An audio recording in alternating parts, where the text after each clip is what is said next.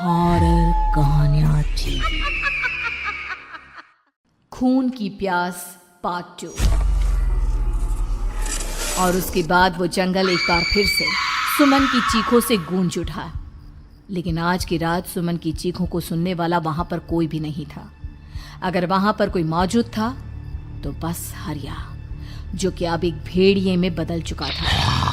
सुमन के बालों को पकड़कर घसीटते हुए वो जंगल के बीचों बीच एक जगह पर ले जा रहा था। अगली सुबह गांव में। अरे भाई, पता नहीं क्या बात है, अपने गांव का हरिया किसान और उसकी पत्नी सुमन दोनों गायब हैं। दोनों का कोई अता पता नहीं। अरे कैसी बातें कर रहे हो भाई, ये कब हुआ है? अरे पूरे गांव में खबर फैली पड़ी है। कल रात को दोनों खेत की तरफ जा रहे थे, लेकिन लौटकर आए ही नहीं। तो हो सकता है अपने खेत पर होंगे। पूरा गांव ढूंढ कर आया है भाई। जानते हो क्या मिला वहां पर? क्या हुआ भाई? क्या मिला? बताओ हमें, क्या मिला? अरे हरिया की पत्नी सुमन के कपड़े पड़े हुए थे। शरीर का एक एक कपड़ा फटा हुआ झोपड़ी के बाहर पड़ा था, लेकिन दोनों पति पत्नी का कोई पता ठिकाना नहीं था। अरे भाई, लेकिन उसका जो दोस्त है ना रामू किसान, उससे पता करके आते हैं ना। अब तक तो दोनों साथ ही खेत पर जाया करते थे। हाँ, हमें उसके घर जाना चाहिए भाई। चलो वहाँ चलते हैं, चलो। वो सारे लोग रामू के घर पर पहुंचते हैं। रामू अपने घर के बाहर बैठकर हुक्का पी रहा था। आज सारे के सारे लोग टोली बनाकर मेरे घर क्यों आ रहे हैं? क्या कोई मर गया क्या भाई? अरे कैसी बातें कर रहे हो? तुम्हारा सबसे अच्छा दोस्त हरिया और उसकी पत्नी गायब है और तुम यहाँ बैठकर हुक्का पिए जा रहे हो, हैं? रामू ने अजीब सी नजरों से उन सब गांव वालों की तरफ देखा, जिसकी वजह से वो लोग एक बार के लिए डर गए। गायब है? अरे गायब नहीं है, मुक्ति मिल गई है। उन दोनों को मुक्ति मिली है। इस दुनिया में आकर हर इंसान पाप करता है और उसे उसके पापों के लिए मुक्ति मिलना बहुत जरूरी है। अरे ये कैसी बहकी बातें कर रहे हो भाई, हैं? और इसका चेहरा अजीब सा क्यों लग रहा है? लगता है दोस्त के मरने का गम बैठ गया है। पागल हो गया है शायद ये पागल।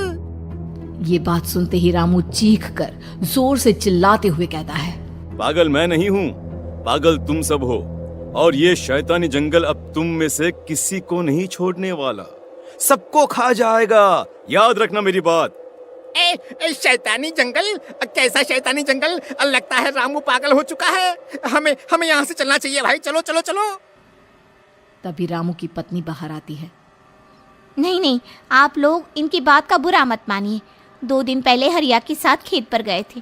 जब से वहाँ से आए हैं तब से ऐसी ही बातें कर रहे हैं।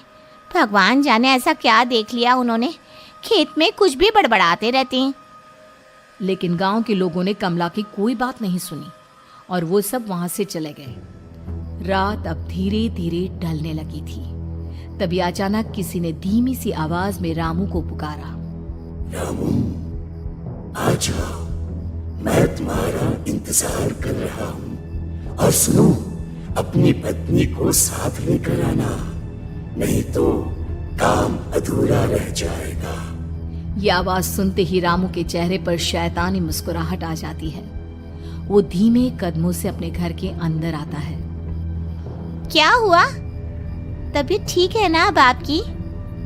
मैं तुझे अपने साथ खेत पर ले जाने आया हूँ, चल। मैं तुम्हारे साथ कहीं नहीं जाने वाली। मुन्ना गहरी नींद में सो रहा है और उसे अकेला छोड़कर मैं तुम्हारे साथ खेत पर नहीं आ सकती। वैसे भी तुम्हारे उन खेतों में भगवान जाने कौन सा राक्षस घूम रहा है, मुझे तो डर लगता है। रामू गुस्से में दांत पीसता अपनी झोपड़ी से बाहर आ जाता है और कमला गहरी नींद में अपने बच्चे के साथ सो जाती है। तभी अचानक रात को रामू की झोपड़ी के ऊपर एक साया वही गाना गुनगुनाते हुए घूमने लगता है जो हरिया के मोबाइल में बजा करता था। मैं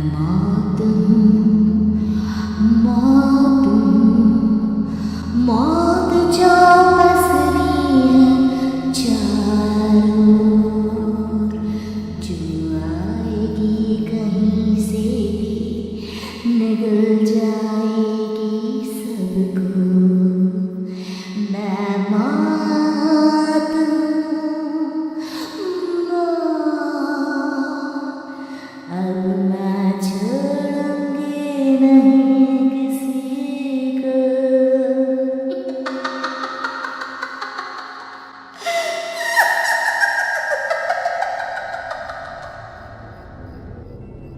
ये आवाज सुनकर रामू की पत्नी कमला की आंख खुलती है और वो देखती है कि उसका मुन्ना अपनी जगह से गायब था। कमला चीखते हुए बाहर दौड़ कर आती है। वहां पर उसने देखा कि रामू ने अपने बच्चे को झोपड़ी के बाहर एक पेड़ से उल्टा लटकाया हुआ था और उसका बच्चा चीख चीख कर रो रहा था। वहीं दूसरी तरफ एक साया बच्चे के ठीक नीचे आग जलाकर उसके चारों तरफ हैवानों की तरफ नाच रहा था। छोड़ दो मेरे बच्चे को। अरे क्या कर रहे हो तुम? शर्म नहीं आती तुम्हें अपने ही बच्चे को इस तरह मौत के हवाले करते हुए? अपना बच्चा? किसने कहा ये मेरा बच्चा है? अरे ये तो उस रामू की औलाद है, इस गांव के किसान रामू की, और मेरी दुश्मनी इस गांव के हर इंसान के साथ है। क्या कैसी बात कर रहे हो तुम? और ये औरत कौन है? ये मेरे बच्चे को खा जाएगी। तभी अचानक से उस साया ने एक बेहद खतरनाक दिखने वाली औरत का रूप ले लिया और उसकी आंखों से आग निकल रही थी। सही पहचाना तूने, मैं तेरे बच्चे को खा जाऊंगी। अगर तू अपनी इस हैवान पति रामू के साथ जंगल नहीं आए तो मैं तेरे बच्चे को खा जाऊंगी। लेकिन क्यों? आखिर क्या चाहती हो तुम मुझसे? मुझे जंगल क्यों ले जाना चाहती हो? औरत बुरी तरह से ठहाके मार मार कर जोर जोर से हंसने लगी और साथ में रामू भी। ये तो तुझे वहाँ चलने के बाद ही पता चलेगा ना। अगर तू नहीं आई तो थोड़ी देर में तेरा ये बच्चा आग में जलकर मर जाएगा। चल जल्दी। नहीं मेरे बच्चे को छोड़ दो। तुम जहाँ कहोगे मैं तुम्हारे साथ चलने के लिए तैयार हूँ।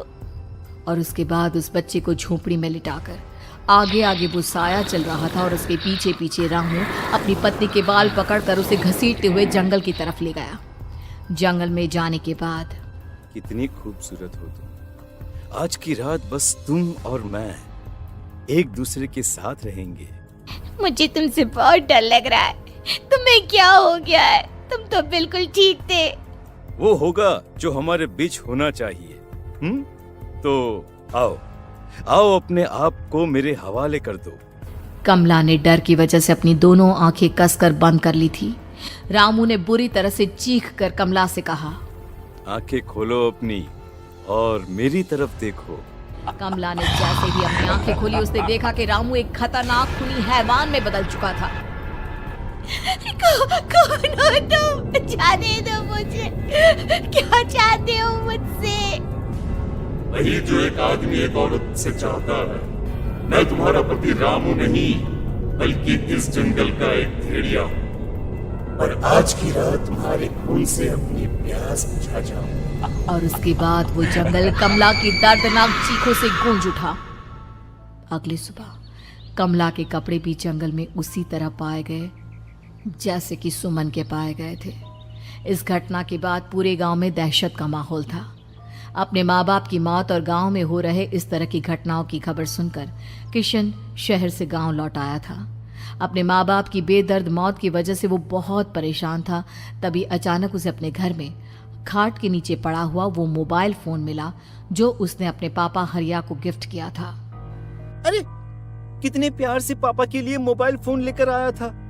इसे एक दिन भी काम में नहीं ले पाए।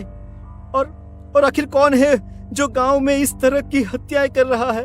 क्या है इन सब के पीछे? क्या है?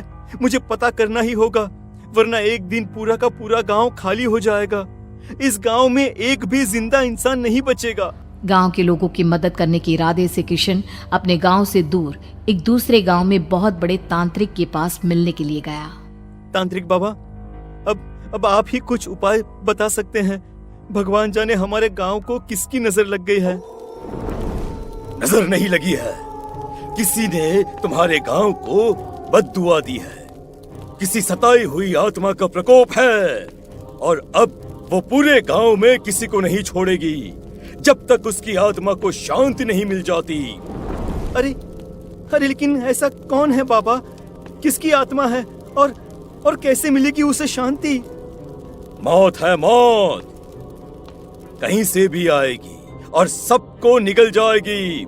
इससे बचने का सिर्फ एक ही उपाय है, लेकिन उस उपाय को करना आसान नहीं होगा। जो भी उस उपाय को करने की कोशिश करेगा उसकी जान जा सकती है। भले ही मेरी जान चली जाए, लेकिन मैं अपने गांव के लोगों की जान बचाने की पूरी कोशिश करूंगा बाबा। तो ठीक है, फिर अगली अमावस की रात जैसा मैं कहता हूँ वैसा ही करना। अमावस की रात तांत्रिक के बताए अनुसार किशन अपने साथ केरोसिन लेकर जंगल की तरफ चल पड़ा। उसके हाथ में देवी के मंदिर का सिंदूर भी था। किशन जंगल के बीचों बीच पहुंचा। ये देखकर उसकी आंखें फटी की फटी रह गई। वहां एक उबलते पानी का तालाब था और कई लोगों की लाश लटक रही थी। किशन के माँ बाप की लाश भी वहीं थी। माँ, बापू, क्या हो गया? ये क्या हो गया? तभी वहां पर एक औरत और आदमी आते हैं। उन्हें देखकर किशन चौंक जाता है। गोपाल काका, आपकी तो 5 साल पहले मौत हो गई थी। और निर्मला काकी, आप? मौत तो हो गई थी, लेकिन तुम ये नहीं जानते कि हमारी मौत कैसे हुई थी। क्या कहना चाहते हैं आप?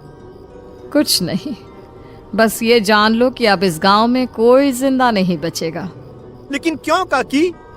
क्योंकि 5 साल पहले इन गांव वालों ने मुझे डायन बताकर पत्थर मार मार के मार डाला। मेरी कोई गलती नहीं थी। गांव का एक बच्चा क्या लापता हुआ, सारा इल्जाम मेरी पत्नी पे डाल दिया। और जब मैंने निर्मला की जान बचाने की कोशिश की तो मुझे भी मार डाला। आपके साथ ये बहुत गलत हुआ काकी, लेकिन आप जो कर रहे हैं वो भी सही नहीं है ना? तुम यहाँ से चले जाओ वरना तुम भी नहीं बचोगे। हमारी आत्मा पिछले 5 साल से मुक्ति के लिए भटक रही है। चले जाओ यहाँ से। मौका देखकर किशन सिंदूर उन दोनों के ऊपर डाल देता है। उनका शरीर जलने लगता है और वो भयानक तरीके से चिल्लाने लगते हैं। अगले ही पल किशन उनके ऊपर केरोसिन डाल देता है और वो दोनों जल जाते हैं। किशन अपने माँ बाप और दूसरी लाशों का अंतिम संस्कार करवाता है और अपने घर लौट आता है। लेकिन वो अभी भी इस बात से अनजान है कि मोबाइल अभी भी बज रहा था। मैं मौत हूँ।